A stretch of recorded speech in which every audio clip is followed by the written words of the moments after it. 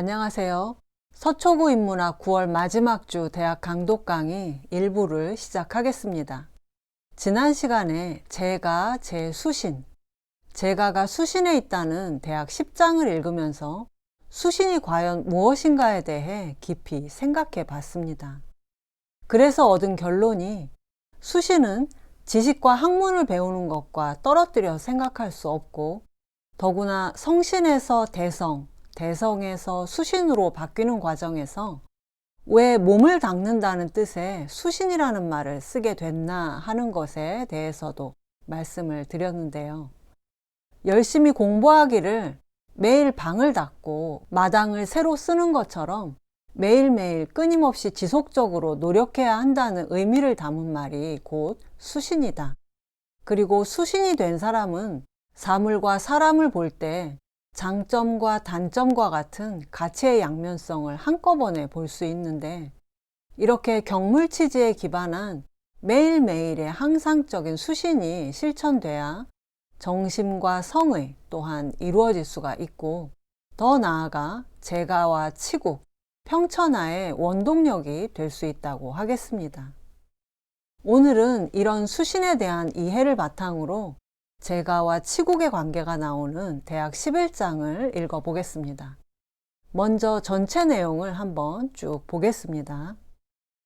소위 치국 필선 재기가자 이른바 나라를 다스리고자 하는 사람이 반드시 먼저 그 집을 가지런히 한다는 것은 기가 불가교 이능 교인자 무지 그 집안 사람들을 가르칠 수 없으면서 그 나라 사람들을 가르칠 수 있는 자는 없다는 뜻이다. 고 군자 불출가 이성 교어 국 그러므로 군자는 그 집을 나가지 않아도 나라 안에 교화를 이룩할 수 있다. 효자 소이 사군냐 효는 임금을 섬기는 근본이 되고 제자 소이 사장냐 제는 윗사람을 섬기는 근본이 되고 자자 소이 사중냐 자는 아랫사람들을 거느리는 근본이 되기 때문이다. 강고왈 여보 적자 강고에 이런 말이 있다. 임금이 백성 기르기를 갓난아기를 업어 기르듯이 하라. 심성구지 수부중 불원의 집에서 익힌 마음속 덕성을 성실하게 하여 나라의 다스림을 구한다면 비록 잘 들어맞지 않아도 그리 멀리 빗나가지는 않을 것이다. 미유 학양자 이후 가자야 어찌 애를 낳아 기르는 것을 체험하고 나서 시집가는 처녀가 있을 수 있겠는가? 일가인, 일국, 흥인 한 집안이 인의 도를 실천하면 한 나라가 인을 일으킬 수 있고 일가양, 일국, 흥양 한 집안이 예양의 미덕을 실천하면 한 나라가 예양의 질서를 일으킬 수 있다.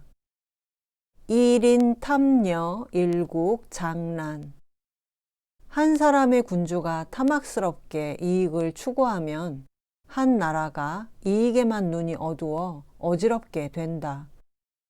기기여차 한 나라가 잘 되고 못 되는 그 갈림길이 이와 같으니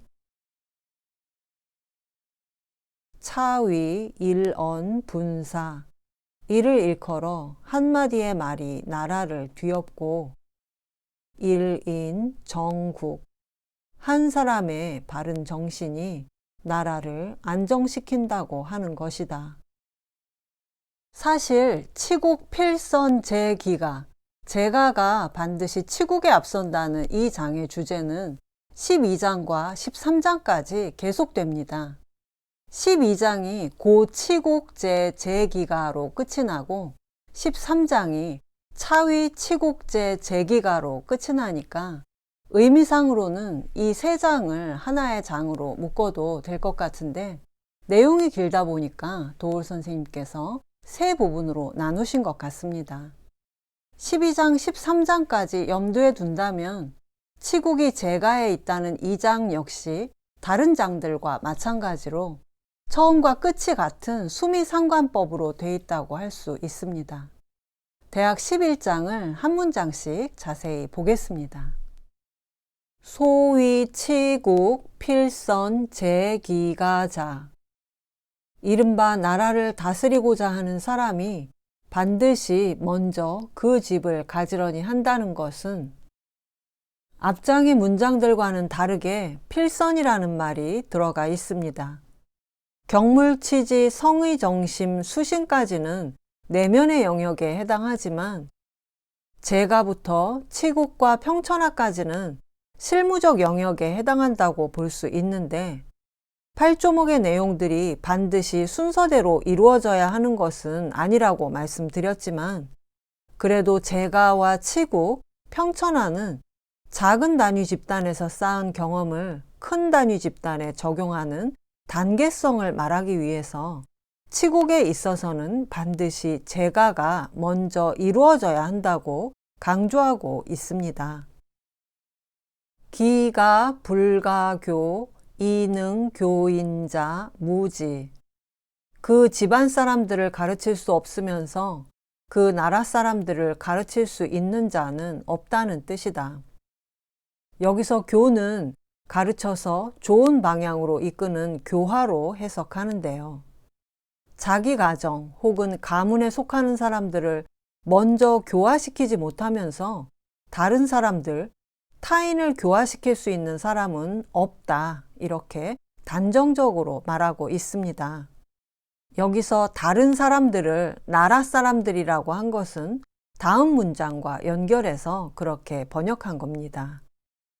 고, 군자, 불출가, 이성, 교어, 국. 그러므로 군자는 그 집을 나가지 않아도 나라 안에 교화를 이룩할 수 있다.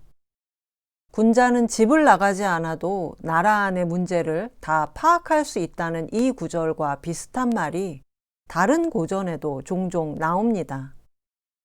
노자 47장에 나오는 불출호 지천하, 문 밖을 나가지 않아도 천하를 알 수 있다. 여기 나오는 불출호, 문을 나가지 않는다는 말이 대학의 불출가와 같은 말입니다. 또 순자에도 비슷한 말이 나오는데 좌어실 이견 사해 처어금 이론 구원. 방 안에 앉아있기만 해도 사해가 돌아가는 것을 훤히 볼 수 있으며 오늘의 처해 있으면서도 아득한 옛일도 다 꿰뚫을 수 있다. 좌어실 역시 대학의 불출가, 노자의 불출호와 같은 맥락의 말입니다. 도올 선생님은 대학의 저자가 노자나 순자에 나오는 이런 논법들을 모두 흡수했다고 말씀하십니다. 이제 집안에서부터 배워야 하는 덕성들이 나오는데요. 효자, 소위, 사군야. 효는 임금을 섬기는 근본이 된다. 여기서 소위는 어떤 일의 근본이 된다는 뜻으로 쓰이고 있습니다. 사군의 사는 섬길 사인데 원래 임금을 섬기는 일을 사군이라고 합니다. 효자, 효라는 것은 하고 효를 객관적으로 놓고 말하고 있습니다. 효는 자식이 부모를 대하는 대표적인 가정 내 윤리지만 신하가 임금을 섬길 때 그 마음 자세가 효에 바탕을 둬야 한다는 건데요. 우리가 보통 신하와 임금의 관계를 충이라고 하는데 원래 충은 충성충이 아니라 가운데 중자 밑에 마음심이 있는 이 글자는 원래는 마음의 한가운데, 즉 마음속에서 우러나는 진심을 의미했습니다. 그런데 이 충이 군주에 대한 충성심인 로열티를 의미하게 된 것은 분열된 전국시대 말기부터 통일제국을 향해 가는 시기에 효와 충이 함께 사회를 통합하는 역할을 하면서 생겨난 역할이라고 할 수 있습니다. 역시 전국시대 말기에 쓰여진 효경 1장에 이런 말이 나옵니다. 부효, 시어 사친, 중어 사군, 종어 입신. 효란 어버이 섬기는 것이 시작이고 그 다음 군주를 섬기며 입신에서 끝난다. 입신 행도 양명어 후세, 이현 부모. 입신은 정의로운 도를 실천하여 이름을 후세에 남겨 부모를 드러내는 것이다. 효경의 이 말 때문에 관직에 나가 출세하는 게 자식이 부모에게 할 수 있는 가장 큰 효도라는 생각이 아직도 우리에게 남아 있습니다. 또 효경 5장에는 대학의 이 구절과 거의 같은 문장이 나옵니다. 이효 사군 즉 충. 효로서 임금을 섬기는 것이 곧 충이다. 이렇게 충효를 한 세트로 묶은 것이 통일제국 한나라 이후 국가 종교가 된 유교의 최고 히트 상품이라고 할 수 있는데요. 유교 사상이 지배층의 통치 이념이 되면서 가장 먼저 통치 도구로 사용한 것이 충효라고 할 수 있는데, 이런 충효의 개념조차도 그 시대의 필요에 의해 만들어져 온 만큼 21세기 현대에는 얼마든지 다른 의미로 충과 효를 해석하고 받아들일 수 있어야 합니다. 그런데 제가와 치국이 따로 떨어진 문제가 아니라는 대학의 2장 역시 충과 효가 하나라는 동일한 시대적인 문제의식을 가지고 있습니다. 제자 소이 사장야. 제는 윗사람을 섬기는 근본이 된다. 제는 공손할 제, 공경할 제의 뜻인데, 사장 역시 나이 든 어른이나 윗사람을 모시는 가정 내 윤리를 말합니다. 육아 사상의 특징이 가정 바뀐 치국과 평천하의 문제로 가면 지도자의 리더십에 대해 굉장히 자세하고 꼼꼼하게 지적하고 있지만, 가정 내의 윤리를 말할 때는 유독 효와 제처럼 아랫사람에게 복종의 윤리를 강조하고 있는데요. 이것은 아까 말씀드린 대로 시대적인 영향이 크지만, 우선 가정 내의 우호적인 분위기 속에서 복종하고 섬기는 자세를 몸에 배어있게 한 다음 세상 밖에 나와서는 지도자의 리더십을 배우는 이런 두 가지 양면성을 몸에 기르게 하기 위해서라고 생각을 해봤습니다. 자자 소이 사중야. 자는 아랫사람들을 거느리는 근본이 된다. 가정이나 가문 안에서 너무 효와 제만 강조하면 아랫사람들이 숨이 턱턱 막힐 수 있겠죠. 가문의 윗자리에 있는 사람은 자애롭고 자상한 덕성을 가지고 가문을 이끌어 나가야 합니다. 우리가 알고 있는 유교는 집안의 아랫사람의 덕목인 효제는 지나치다 싶을 정도로 강조하면서도 윗사람의 덕목인 자애로움에 대해서는 잘 알려져 있지도 않습니다. 그래서 유교하면 아랫사람을 일방적으로 위에서 누르기 위한 논리라고 생각하기 쉬운데요. 그러나 논어에 실려있는 원래의 공자 말씀은 윗사람이 윗사람다워야 대접받는다. 윗사람이 잘하면 아랫사람은 스스로 따른다. 논어는 대부분 이런 내용으로 되어 있습니다.